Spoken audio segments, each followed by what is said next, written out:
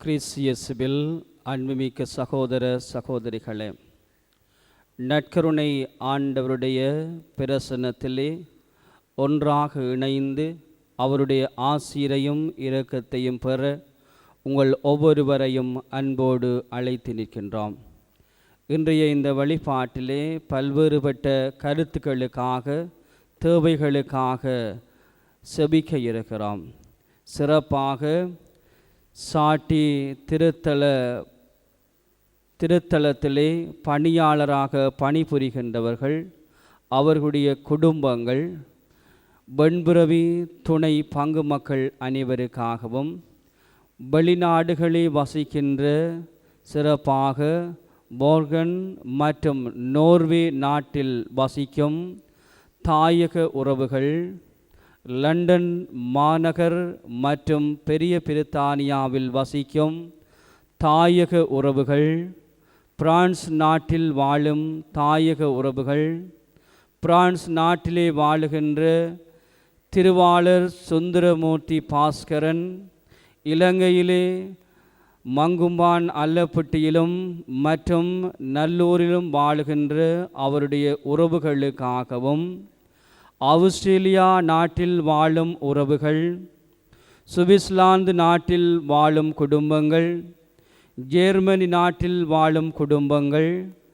தாயக மக்கள், சாட்டி திருத்தல பங்கு மக்கள், கனடா வாழ் மக்கள், திருமதி மதி ஆண்டனி மரிய ஜோதினி குடும்பம், பாசையூரில் வசிக்கும் ரஞ்சனா குடும்பம், எமது யாழ் மறை மாவட்ட ஆயர் பேரல் திரு ஜஸ்டின் பெர்னார்ட் ஞானப்பிரகாசம் ஆண்டகைக்காகவும், யாழ் மாகாண அமலமரி தியாகிகளின் முதல்வர் அருள் தந்தை ஜூஜின் பெனடிட் அமைதி அடிகளாருக்காகவும், சாட்டி திருத்தலத்திலே பணிபுரிகின்ற அமலமரி தியாகிகள் துறவிகள் குழுமத்திற்காகவும், பகலவன் இறையொளி தொலைக்காட்சி நிறுவனத்தார் அனைவருக்காகவும், இன்றைய இந்த வழிபாட்டை சிறம்பட செய்ய இருக்கின்ற அருள் தந்தை ஜூட் கரோப் அமைதி மற்றும் அவருடைய நிறுவனம் இளையோர் வலுவூட்டல்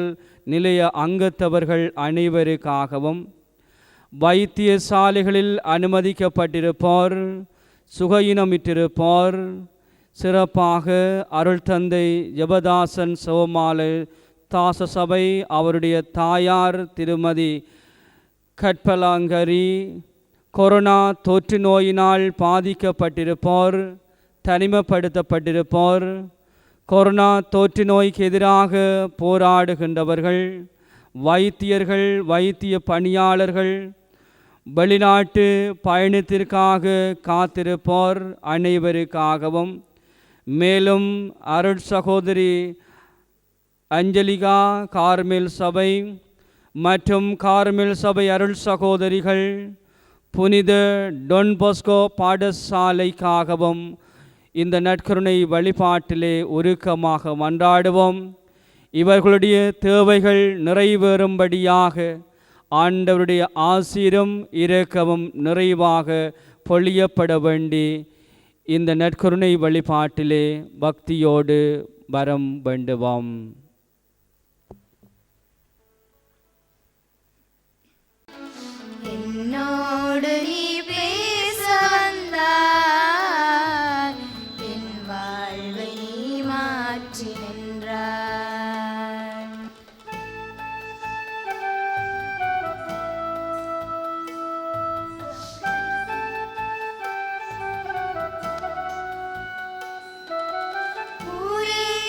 கீதம்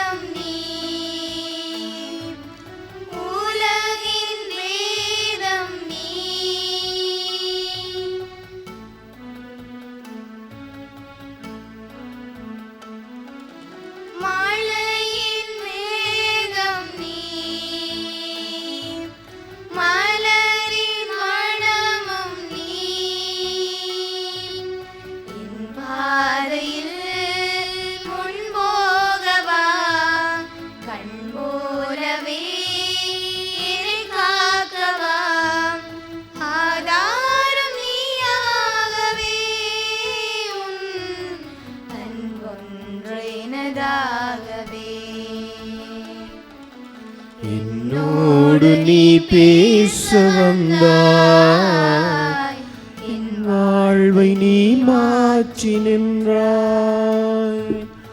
என்னோடு நீ பேச வந்தாய், என் வாழ்வை நீ மாற்றி நின்றாய். என் தெய்வமே, என் தெய்வமே, நீ இன்றி நான் இல்லை, நினைவின்றி வாழ்வில்லை. என்னோடு நீ பேச வந்தாய், என் வாழ்வை நீ மாற்றி நின்றாய். ஆண்டவரே, நற்கருணைநாதரே, என்னோடு நீர் பேச இந்த நேரத்திலே வந்திருக்கின்றீர். என்னுடைய உள்ள குறைகளை கேட்டறிந்து என்னோடு அளவலாவ என்னுடைய கஷ்டங்கள் கவலைகளை போக்க நீர் வந்திருக்கின்றீர். என்னுடைய வாழ்வை மாற்ற நீர் இந்த அப்ப நிற வடிவிலே எழுந்தருளி இருக்கின்றீர். ஆண்டவரே, உம்மை போற்றுகின்றேன், உம்மை ஆராதிக்கின்றேன். ஆண்டவரே, உம்மை மகிமைப்படுத்துகின்றேன். உம்முடைய திருப்பாதம் நான் அமர்கின்றேன். நேசரே, இயேசுவே, என்னுடைய வாழ்விலே நிம்மதி இல்லாது நான் ஓடோடி அலைகின்றேன். என்ன செய்வதென்று தெரியாது நான் அங்கலாய்க்கின்றேன். ஆண்டவரே, திருப்பாடல் ஆசிரியர் 34:4 கூறுவது போல, துணை வேண்டி உம்முடைய உதவியை நாடி நான் வந்திருக்கின்றேன். ஆண்டவரே, நீர் எல்லா விதமான அச்சத்தில் இருந்தும் இந்த நேரத்தில் என்னையும் என்னுடைய குடும்பத்தாரையும் எனக்குள்ள யாவற்றையும் நீர் விடுவித்துக் கொண்டிருக்கின்றீர். என்னுடைய வேண்டுதலுக்கு நீர் மறைமொழி பகர்ந்தீர். ஆண்டவரே, நன்றி கூறுகின்றேன். என்னில் மீண்டுமாக திருப்பாடலாசிரியர் 91 கூறுவது போல, நீர் உம்முடைய சிறகுகளால் என்னை அரவணைத்து காத்து வருகின்றீர். உம்முடைய இறக்கைகளின் நிழலிலே நான் புகலிடம் பெற்றுக் கொண்டிருக்கின்றேன். இந்த நாட்களிலே உம்முடைய இறக்கைகளினால் என்னை இறுக்க நீர் அணைத்து எல்லா விதமான பொல்லாப்புகளிலும் இருந்து என்னை காத்து வருகின்றீர். ஆண்டவரே, நேசரே, ஆகையால் உம்முடைய திருப்பாதம் நான் அமர்கின்றேன். அது எனக்கு நிம்மதியை தருகின்றது. ஆண்டவரே, அடைக்கலமே, இயேசுவே, அதிசயமே, அற்புதமே, உம்மை நான் இந்த நேரத்திலே ஸ்துதிக்கின்றேன், உம்மை போற்றுகின்றேன். நீ போகும்போதும் வரும்போதும் இப்போதும் எப்போதும் உன்னை காத்தருளேன் என்று கூறிய ஆண்டவரே, நீர் கூறிய அந்த வார்த்தைக்கு பிரமாணிக்கமாக நீர் இன்று வரை இருந்து என்னை பாதுகாத்து கொண்டு வருகின்றீர். இயேசுவே, உம்மை ஸ்துதிக்கின்றேன். உம்முடைய வல்ல செயல்களை நினைத்து என்னுடைய உள்ளம் பொங்குதையா. நீர் நல்லவர், நன்மை செய்பவர். இயேசுவே, ஆண்டவரே, இந்த நேரம் எனக்கு நிம்மதியை தருகின்றது. உம்முடைய திருப்பாதம் அமர்கின்ற பொழுது எனக்கு மகிழ்ச்சியை தருகின்றது, சந்தோஷத்தை தருகின்றது. வார்த்தைகளால் எடுத்து கூற முடியாத என்னுடைய எல்லா விதமான கவலைகளும் பெருமூச்சுக்களும் அகன்று போகின்றது. ஆண்டவரே, அத்தகைய உம்முடைய அன்பை நினைத்து, உம்முடைய அபரீத விதமான ஆசீரை அருளை நினைத்து உம்மை நான் இந்த நேரத்திலே பாடுகின்றேன். நேசரே, உம் திருப்பாதம் அமர்ந்தேன், நிம்மதி நிம்மதியே. ஆண்டவரே, நான் ஆர்வத்தோடு உம்மை பாடி ஸ்துதிப்பேன், அது எனக்கு ஆனந்தத்தை தருகின்றது. ஆண்டவரே, நேசரே, ஆகவே இந்த நேரலை வலையாக ஆண்டவரை நாங்கள் உற்று நோக்கி கொண்டிருக்கின்றோம். எல்லாருமாக உடைய நெஞ்சோடு கைகளை வைத்து, இயேசுவே, உம்முடைய திருப்பாதத்திலே நான் அமர்ந்திருக்கின்றேன். இந்த நேரத்திலே அது எனக்கு நிம்மதியை தருகின்றது. ஆண்டவரே, அந்த நிம்மதியினால் நான் ஆர்வத்தோடு உம்மை பாடி புகழுகின்றேன். அது எனக்கு ஆசீர்வாதத்தை இன்னுமாக அள்ளி தந்து கொண்டிருக்கின்றது.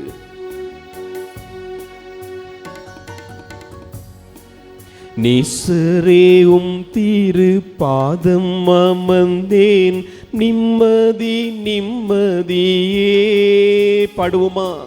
நேசரேயும் திரு பாதம் அமர்ந்தேன் நிம்மதி நிம்மதியே. ஆர்வமுடனே பாடி ஸ்துதிப்பேன் ஆனந்தம் ஆனந்தமே. ஆர்வமுடனே பாடி ஸ்துதிப்பேன் ஆனந்தம் ஆனந்தமே. அடைக்கலமே அதிசயமே ஆராதனை ஆராதனை. அடைக்கலமே அதிசயமே ஆராதனை ஆராதனை. இயேசுவே, உம்முடைய வல்ல செயல்களை நினைத்து அதை நினைக்க நினைக்க என்னுடைய உள்ளம் பொங்குதையா. ஏனென்றால் நீர் நல்லவர், நன்மை செய்பவர், என்னுடைய வாழ்வு முழுவதையும் நன்மை தினத்தால் நிறைப்பவர். ஆகவரே, நல்லவரே, வல்லவரே, உம்மை நான் இந்த நேரத்திலே ஆராதனை செய்கின்றேன்.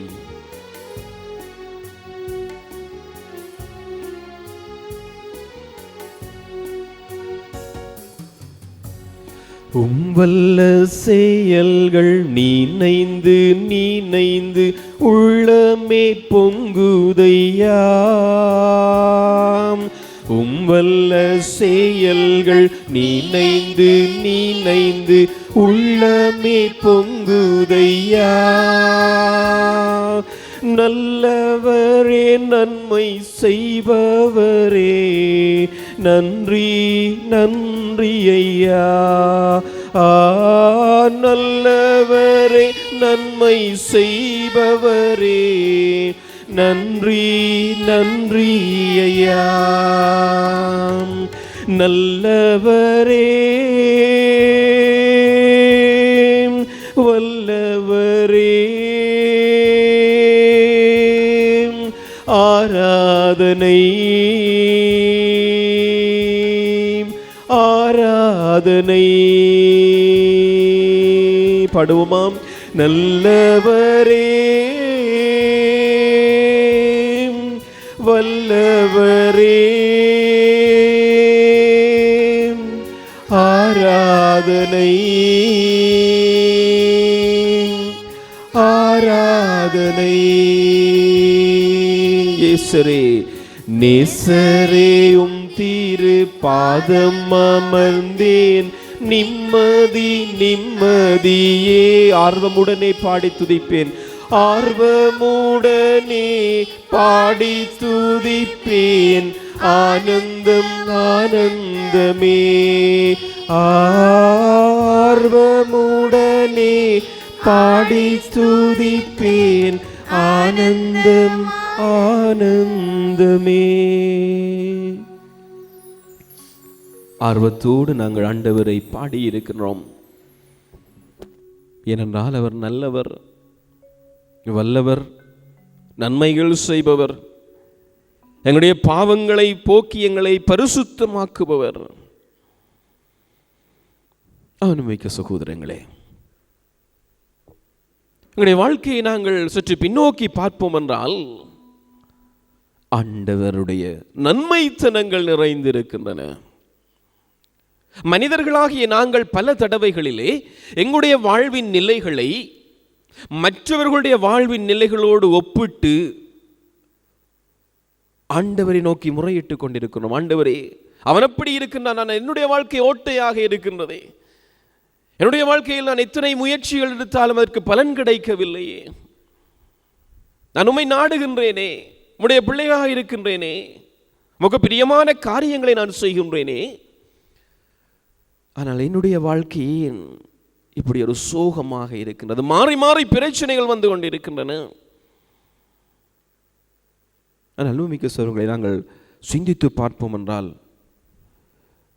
பல மற்ற மனிதர்களை உடைய ஆண்டவர் எங்களை அபரீத விதமாக ஆசீர்வதித்துக் கொண்டிருக்கிறார். அதை நாங்கள் கண்டுகொள்வதில்லை, அதை நாங்கள் உணர்ந்து கொள்வதில்லை. பல்வேறு விதமாக துன்பப்பட்டு மனித வாழ்க்கையை ஒவ்வொரு நாளும் கொண்டு நடத்துவதற்கே அல்லல் படுகின்ற எத்தனையோ விதமான மக்களை நாங்கள் காண்கின்றோம். ஆனால் அப்பொழுதெல்லாம் நாங்கள் ஆண்டவருக்கு நன்றி சொல்கின்றோம். ஆண்டவரே, நீர் என்னை இந்தளவாக ஆசீர்வதித்து வைத்திருக்கின்றீர் என நாங்கள் பல தடவைகள் கூறுவதில்லை. ஆண்டவர் இந்த நேரத்திலே எங்களுக்கு ஞாபகமூட்டி நிற்கின்றார். நான் நன்மைகள் நிறைந்தவன், நல்லவன், நன்மை செய்கின்றேன். உன்னுடைய வாழ்க்கையிலே துன்பம் வந்தாலும் அது உனக்கு நன்மைக்குத்தான், நன்மையான காரியம்தான் அதனால் விளையப் போகின்றது என்று ஆண்டவர் எங்களுக்கு கூறி நிற்கின்றார். சகோதரமே சகோதரி, ஆழமாக நம்புவோம். ஆண்டவருடைய உண்மையான வார்த்தைகள், உயிருள்ள வார்த்தைகள், வாழ்வு தருகின்ற வார்த்தைகள், அதில் ஆழமான நம்பிக்கை வைத்துக் கொள்வோம்.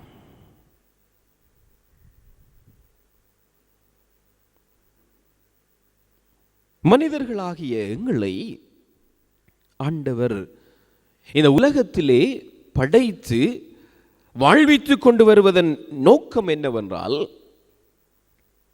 அவரை மகிமைப்படுத்த, ஆண்டவரை மகிமைப்படுத்த மாத்திரமே.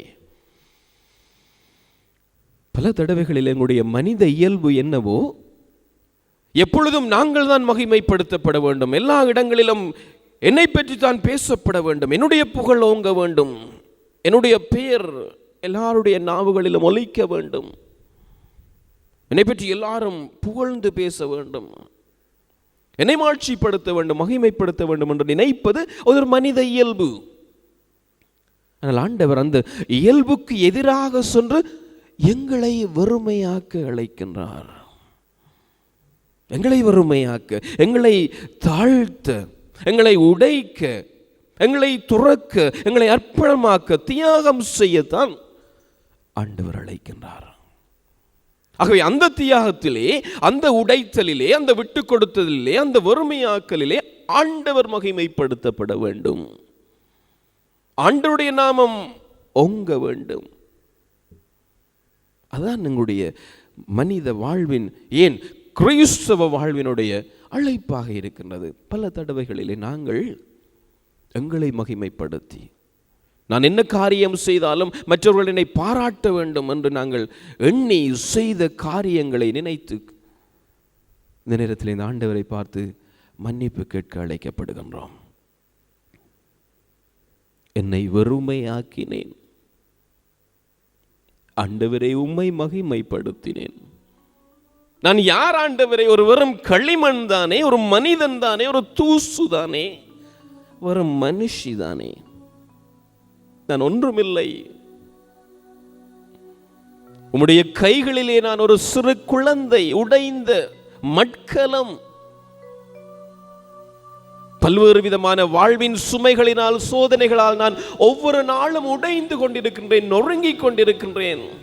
என்னுடைய இதயம் தூள் தூளாக நொறுங்கிக் கொண்டிருக்கின்றது ஒவ்வொரு நாளும்.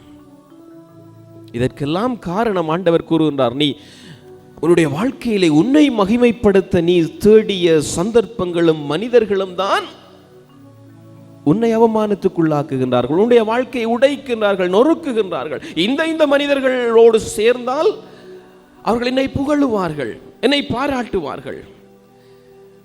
என்னுடைய குறை நிறைகளை பற்றி பெரிதாக சொல்லாமல் என்னுடைய நன்மைகளை பற்றி வியந்து பேசுவார்கள் என்று நாங்கள் நினைத்து கொள்கின்ற நபர்கள் தான் எங்களுடைய வாழ்விலே அவமானத்தை எங்களுக்கு அள்ளித் தருகின்றார்கள். ஆண்டவர் கூறுகின்றார், இவற்றையெல்லாம் விடுத்து என்னை நீ மகிமைப்படுத்து. கொரிந்தியருக்கு 2வது திருமுகத்திலே பவுல் கூறுகிறார், நீ என்னை மகிமைப்படுத்த நான் உன்னை மென்மேலும் ஆசீர்வதிப்பேன். ஆண்டவரை மகிமைப்படுத்துகின்ற பொழுது மட்டும்தான் எங்களுடைய வாழ்விலே ஆசீர் பெருகும். மனிதர்களை புகழுகின்ற பொழுது எங்களுடைய வாழ்விலே எங்கோ ஒரு மூலையிலே அழிவு எங்களுக்கு நெருங்கிக் கொண்டிருக்கின்றது என்று ஆண்டவர் இன்றைய நாளிலே கூறுகின்றார்.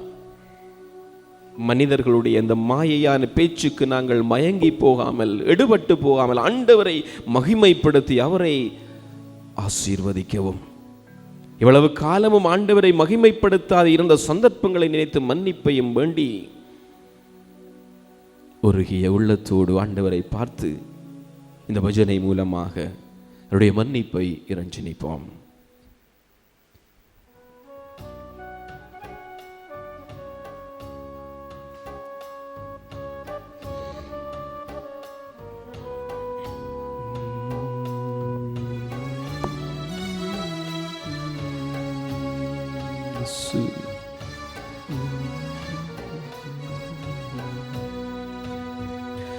என்னை வெறுமையாக்கினே, உம்மை மகிமைப்படுத்தினேன். பாடுவோமா எல்லாருமாக? என்னை வெறுமையாக்கினேன், உம்மை மகிமைப்படுத்தினேன். மீண்டுமாக பாடுவோம். என்னை வெறுமையாக்கினேன் இயேசுவே, உம்மை மகிமைப்படுத்தினேன். நான் யார், நான் யார், ஒரு மனிதன் தானே. நான் யார், நான் யார், வெறும் களிமண் தானே. நான் யார், நான் யார், ஒரு மனிதன் தானே. நான் யார், நான் யார், வெறும் களிமண் தானே. நான் யார், நான் யார், வெறும் களிமண் தானே. நான் யார், நான் யார், வெறும் களிமண் தானே. என்னை வெறுமையாக்கினேன், என்னை வெறுமையாக்கினேன், உம்மை மகிமைப்படுத்தினேன். என்னை வெறுமையாக்கினேன், என்னை வெறுமையாக்கினேன், உம்மை மகிமைப்படுத்தினேன். நான் யார், நான் யார், ஒரு மனுஷிதானே. நான் யார், நான் யார், வெறும் தூசிதானே. நான் யார், நான் யார், வெறும் மனுஷிதானே. நான் யார், நான் யார், வெறும் தூசிதானே. நான் யார், நான் யார், வெறும் தூசிதானே. நான் யார், நான் யார், வெறும் தூசிதானே. என்னை வெறுமையாக்கினேன், உம்மை மகிமைப்படுத்தினேன். என்னை வெறுமையாக்கினேன், உம்மை மகிமைப்படுத்தினேன். இல்லை, இல்லை, நான் ஒன்றுமில்லை, உந்தன் கையில் நான் சிறு பிள்ளை. இல்லை, இல்லை, நான் ஒன்றுமில்லை, உந்தன் கையில் நான் சிறு பிள்ளை. இல்லை, இல்லை, நான் சிறு பிள்ளை. இல்லை, இல்லை, நான் சிறு பிள்ளை. என்னை வெறுமையாக்கினேன், உம்மை மகிமைப்படுத்தினேன். என்னை வெறுமை உம்மை மகிமைப்படுத்தினேன். என்னை வெறுமையாக்கினேன், உம்மை மகிமைப்படுத்தினேன். தொடர்ந்துமாக எங்களுடைய வாழ்விலே நாங்கள் எங்களை வெறுமைப்படுத்தவும், ஆண்டவரை மட்டுமே மகிமைப்படுத்தவும் இறைவன் எங்களுக்கு அருள் தர மன்றாடி ஜெபிப்போம். ஆண்டவருடைய வார்த்தையை கேட்க எங்களை ஆயத்தம் செய்து கொள்வோம். ஆண்டவர் உங்களோடு இருப்பாராக. ஆன்மாவோடும் இருப்பாராக. தூய யோவான் எழுதிய பரிசுத்த நற்செய்தியிலிருந்து வாசகம். ஆண்டவரே மாட்சி உமக்கே. யோவான் நற்செய்தி அதிகாரம் 14 வசனங்கள் 22 தொடக்கம் 26 வரை.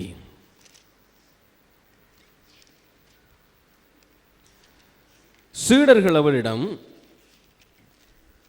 ஆண்டவரே, நீர் உம்மை உலகிற்கு வெளிப்படுத்தாமல் எங்களுக்கு வெளிப்படுத்த போவதாக சொல்கின்றீரே, ஏன் என்று கேட்டனர்.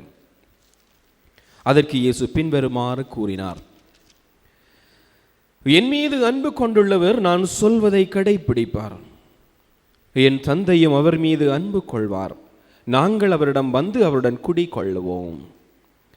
என் மீது அன்பு கொண்டிராதவர் நான் சொல்வதை கடைப்பிடிப்பதில்லை. நீங்கள் கேட்கும் வார்த்தைகள் என்னுடையவை அல்ல, அவை என்னை அனுப்பிய தந்தையுடையவை. உங்களோடு இருக்கும் போதே இவற்றையெல்லாம் உங்களிடம் சொல்லிவிட்டேன். என் பெயரால் தந்தை அனுப்பப் போகின்ற தூய ஆவியாராம் துணையாளர் உங்களுக்கு அனைத்தையும் கற்றுத்தருவார். நான் கூறிய அனைத்தையும் அவர் உங்களுக்கு நினைவூட்டுவார்.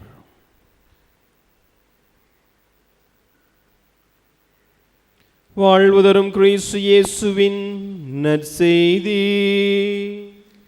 கிறிஸ்துவே உமக்கு புகழ். உட்கார்ந்து கொள்ளுங்கள்.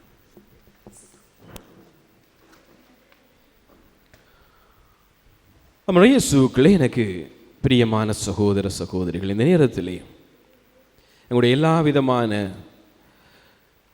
செயல்பாடுகளையும் ஒருபுறம் வைத்துவிட்டு நாங்கள் அந்த ஆண்டவருடைய அந்த நற்கருணை பிரசன்னத்தின் முன்பாக நாங்கள் அமர்ந்திருக்கின்றோம்.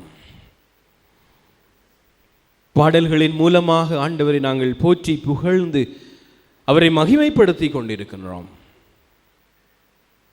இன்றைய நாளிலே ஆண்டவர் நாங்கள் வாசிக்க கேட்ட இந்த நற்செய்தி பகுதியின் மூலமாக எங்களுக்கு ஒரு உண்மையை கூறி நிற்கின்றார். அதாவது எங்களுடைய இந்த நாளாந்த வாழ்க்கையிலே நாங்கள் பல்வேறு தடவைகளிலே ஏதாவது ஒரு விதத்திலே நாங்கள் குழம்பி போயிருக்கின்றோம். அது முடிவுகள் எடுக்கின்ற பொழுதோ அல்லது வெவ்வேறு விதமான பிரச்சனைகள் வருகின்ற பொழுதோ நாங்கள் குழம்புகின்றோம். நாங்கள் எடுக்கின்ற முடிவுகள் சரியானவையா? அன்றையில் அந்த நாங்கள் எங்களுடைய முடிவுகளை எடுப்பதற்கு ஆண்டவர் எங்களுக்கு வழிகாட்டுகின்றாரா, அல்லது ஒவ்வொரு விதமான சக்திகள் தான் எங்களை வழிப்படுத்துகின்றனவா என்று நாங்கள் பல தடவைகளிலே தெரியாது புரியாது நாங்கள் சஞ்சலிக்கின்றோம்.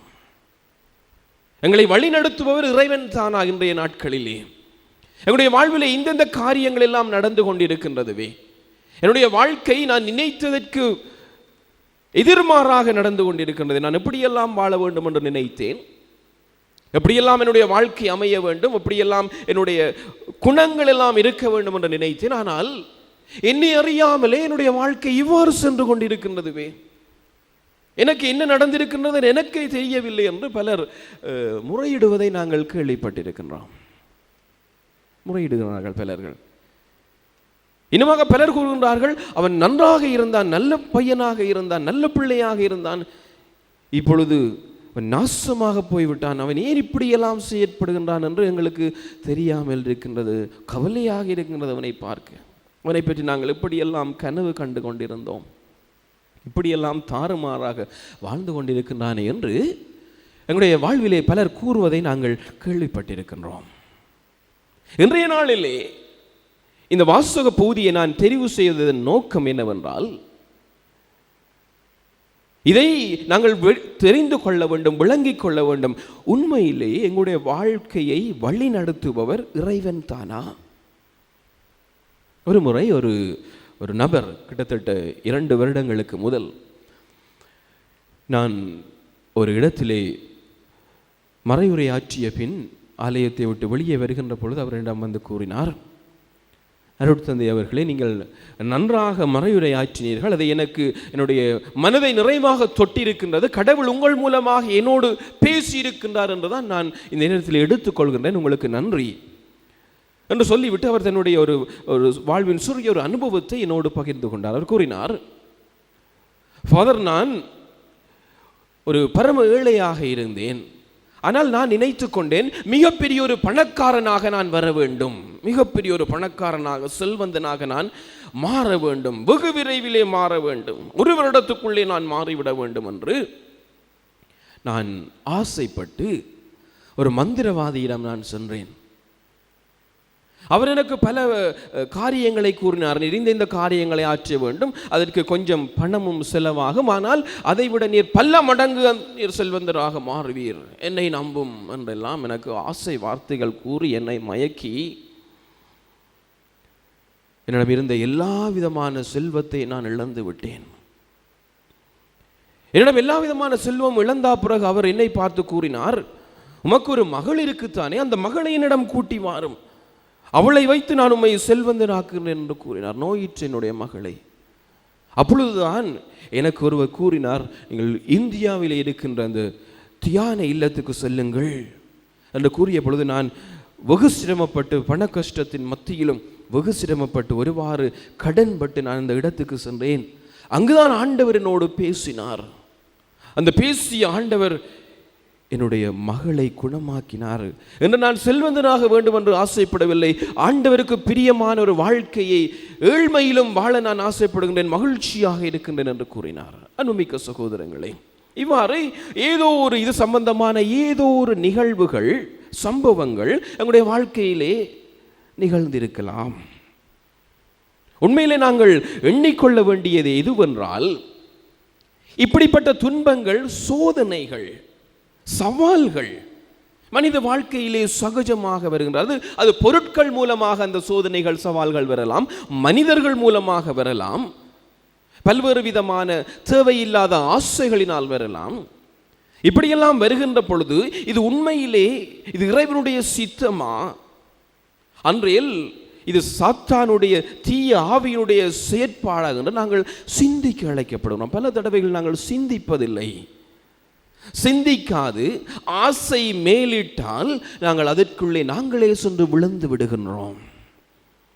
விழுந்து அதிலே உழன்று எல்லா விதமான துன்பங்களையும் அனுபவித்த பின்னர் நாங்கள் அந்த ஊதாரி மைந்தனைப் போல எங்களுடைய நிலை உணர்ந்து ஆண்டவரிடம் வருகின்ற சந்தர்ப்பங்கள் எங்களுடைய வாழ்க்கையிலே நிகழ்ந்திருக்கின்றன. அப்பொழுது நாங்கள் கேட்க வேண்டியது, உண்மையிலே ஆண்டவர் எங்களை வழிநடத்துகின்றார். எசாயா புத்தகம் 45வது அதிகாரத்திலே ஆண்டவர் கொண்டார், என்னையன்றி கடவுள் வேறு எவரும் இல்லை, நீதியுள்ளவரும் மீட்பு அளிப்பவருமான இறைவன் என்னையன்றி வேறு தெய்வங்கள் இல்லை. அன்புமிக்க சகோதரர்களே, இந்த தமிழர்களாகிய எங்களுடைய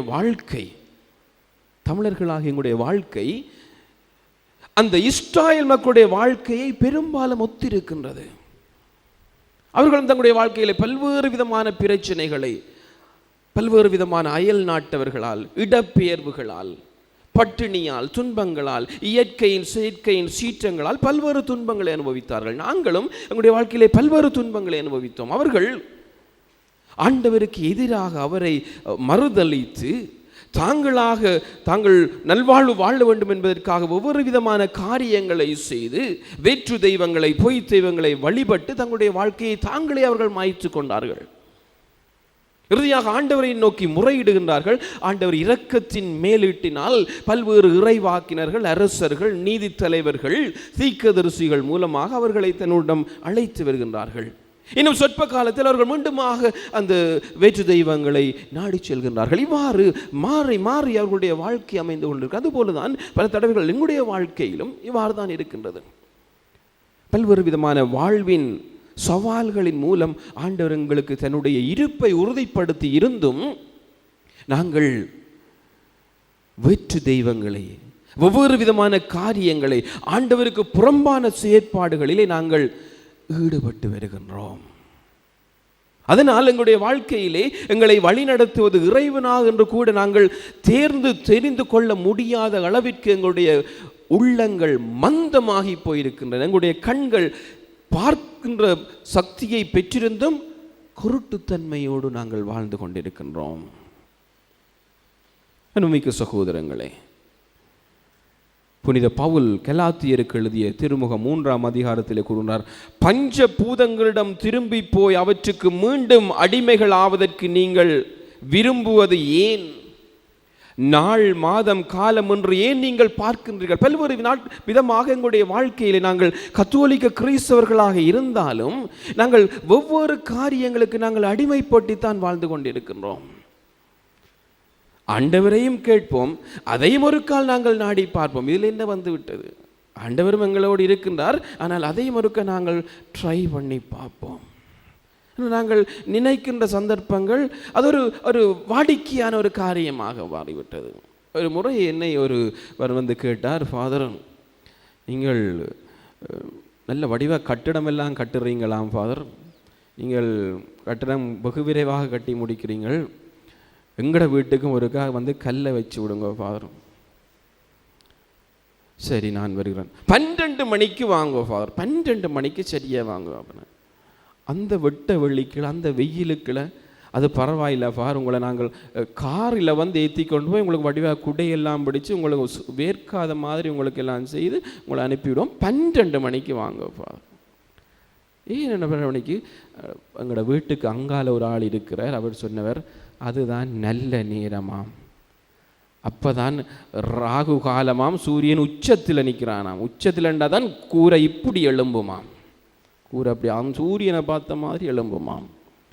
அன்பார்ந்த சகோதரர்களே, இது பல்வேறு விதமான, நாங்கள் கத்தோலிக்க கிறிஸ்தவர்களாக இருந்தாலும் பரம்பரையாக கத்தோலிக்க சமயத்தை நாங்கள் பின்பற்றினாலும் எங்களுடைய வாழ்விலே ஆண்டவருடைய அற்புதங்களை அதிசயங்களை வியத்தகு முறையில் நாங்கள் அனுபவித்தாலும் அவற்றை விட்டு விடுவதற்கும் எங்களுக்கு விருப்பம் இல்லை.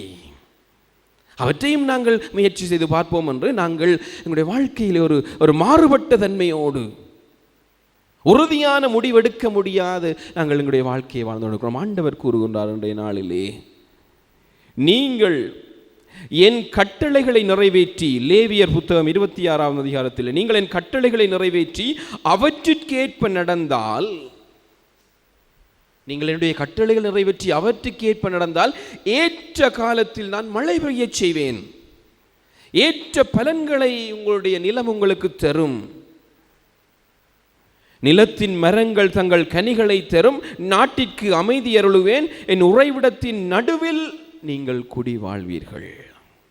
அன்றையில் உங்களுடைய உறைவிடத்தின் மத்தியில் நான் என்னுடைய உறைவிடத்தை வந்து அமைத்துக் கொள்வேன். ஆண்டவர் கூறுகிறார், அதன் மத்தியில் நான் அமைத்துக் கொள்வேன். நானாக வந்து உங்கள் மத்தியிலே நான் என்னுடைய பிரசன்னத்தை நான் உங்களுக்கோடு நான் பங்கிட்டுக் கொள்வேன், பகிர்ந்து கொள்வேன். ஆண்டவர் கூறுகின்றார். அவர் எதை கேட்கின்றார் என்றால், என்னிலே நீங்கள் நம்பிக்கை வைத்து என்னுடைய கட்டளைகளை கடைப்பிடிப்பீர்களானால். ஆக இன்றைய நாளிலே ஆண்டவர் எங்களை பார்த்து கூறுகின்ற செய்தி இதுதான், நாங்கள் எங்களுடைய வாழ்க்கையிலே சரியான முடிவுகளை எடுக்க ஆண்டவர் எங்களுடைய வாழ்வின் எல்லா சூழ்நிலைகளிலும் எங்களை வழி நடத்த, எங்களை பற்றிய சுய ஆய்வு, எங்களை பற்றி நாங்கள் சீர்தூக்கி பார்க்கின்ற எண்ணங்கள் ஆண்டவருக்கு பிரியமானதாக இருக்க மன்றாடுவோம். சில தடவைகளில் நாங்கள் என்ன செய்து கொள்கிறோம், நாங்கள் ஒரு காரியத்தை நினைத்து விட்டு என்னுடைய வாழ்க்கை இப்படித்தான் அமைய வேண்டும், எனக்கு வரப்போறால் இப்படித்தான் இருக்க வேண்டும், இப்படித்தான் இருக்க வேண்டும், என்னுடைய வீடு இப்படி வடிவாக இருக்க வேண்டும் என்று நாங்களே முடிவெடுத்து விட்டு அதை கடவுளுங்களுக்கு தர வேண்டும் என்று அவரை நாங்கள் தா தா தா தா என்று கடவுளை தாத்தாவாக்குறோம். தா தா தாத்தா. ஆனால் அது கடவுளுடைய சித்தமா என்று நாங்கள் பல தடவைகளிலே கேட்டுக்கொள்வதில்லை. என்னுடைய சித்தம் தான் கடவுளுடைய சித்தமாக மாற வேண்டும்.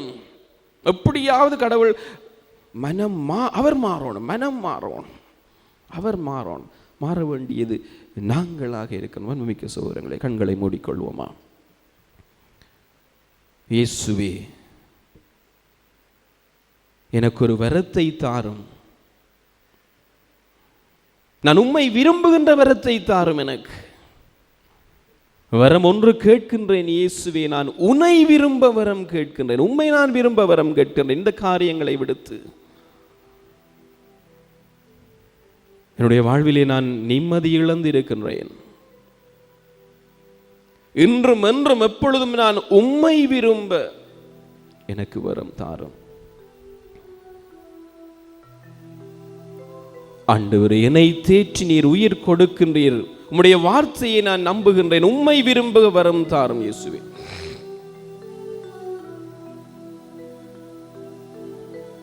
என்னை தேற்றி உயிர் கொடுக்கும் உன் வார்த்தை விரும்புகின்றேன், வாழச் சொல்லி வாழ்ந்து காட்டினாய், உன் தாழ்ச்சி விரும்புகிறேன்.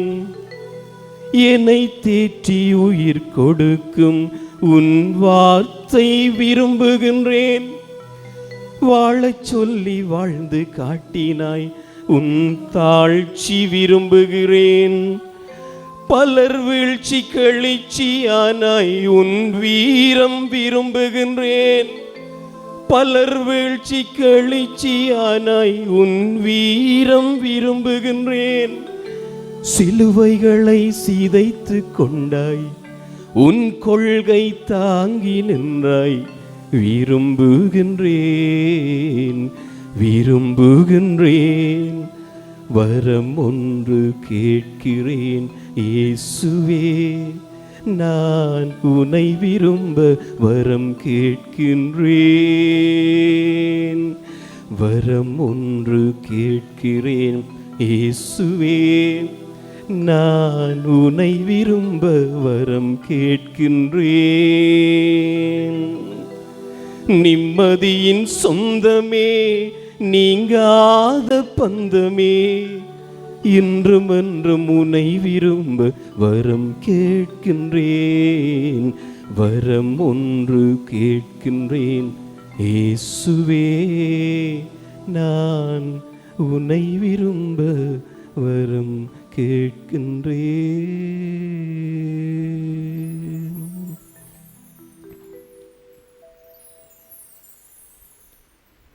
எங்களுடைய எல்லா தேவைகளையும் ஆண்டவருடைய பாதத்திலே சமர்ப்பிப்போம். குறிப்பாக எங்களுடைய வாழ்க்கை ஆண்டவருடைய பாதத்திலே ஒப்படைத்து மன்றாடுவோம். ஆண்டவரை நாங்கள் விரும்புகின்ற வரத்தை அவர்களுக்கு தர, எங்களும் எங்களை சார்ந்தவர்களும் எங்களுக்குரிய யாவற்றையும் ஆண்டவரை மையமாக வைத்து வாழ்கின்ற வரத்தை தர, ஆண்டவருடைய விருப்பத்தை எங்களுடைய விருப்பமாக நாங்கள் ஏற்றுக்கொள்கின்ற வரத்தை தர, அதன் மூலம் ஆண்டவர் எங்களுக்கு எப்பொழுதும் நன்மை செய்து எங்களுடைய வாழ்வை வளப்படுத்தி ஆசீர்வதிக்க ஆண்டவரை பார்த்து மன்றாடுவோம். அவருடைய ஆசீரை பெற மாண்புயர் என்ற கீதத்திலே பங்கெடுத்து நிற்போம்.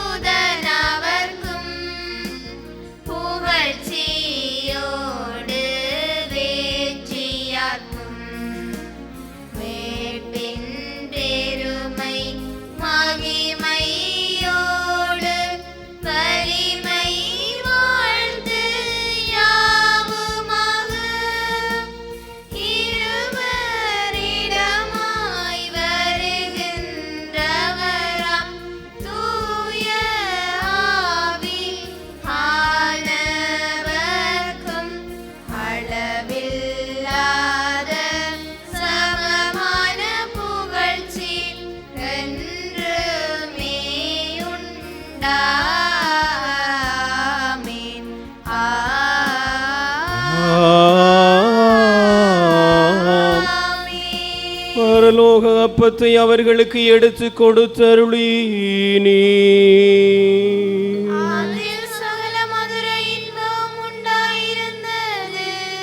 மன்றாடுவோமாக.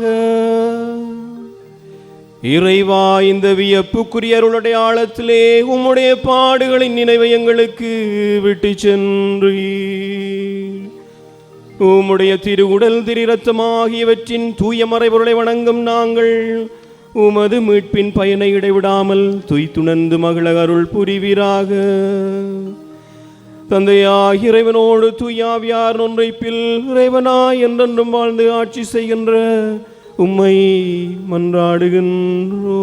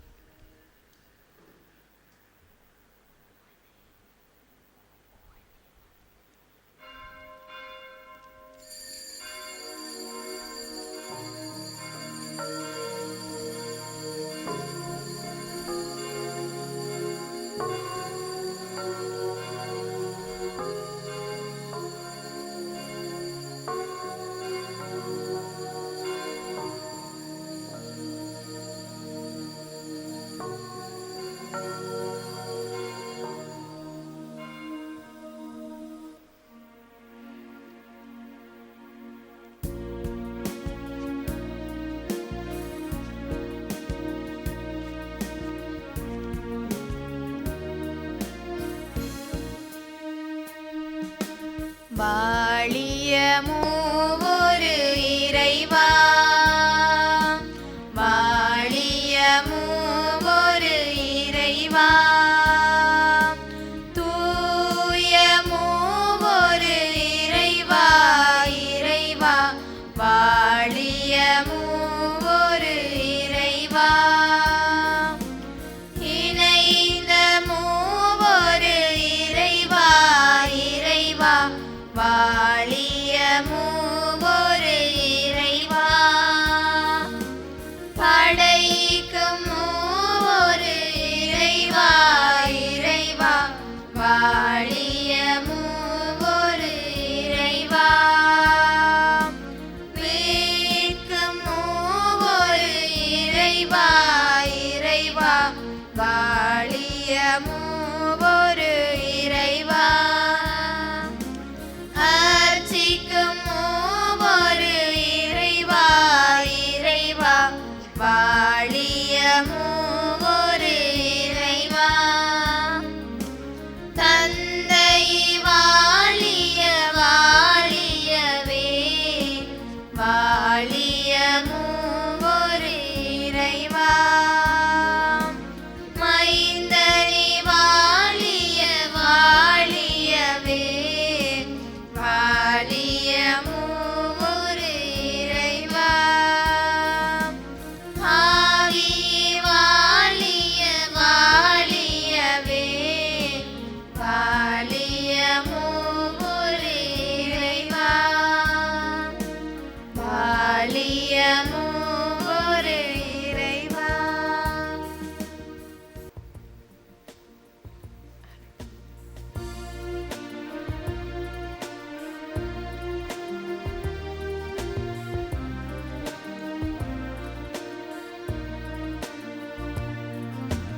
ஓ அன்னையே, உன் பிள்ளை நான் அல்லவோ, என்னை நீ கை நகிழாதே. உத்தமி என்னை பெற்ற தாயினும் மிக்க அன்புள்ள அன்னை நீ, அன்னை நீ, உன்னை நம்பினேன்.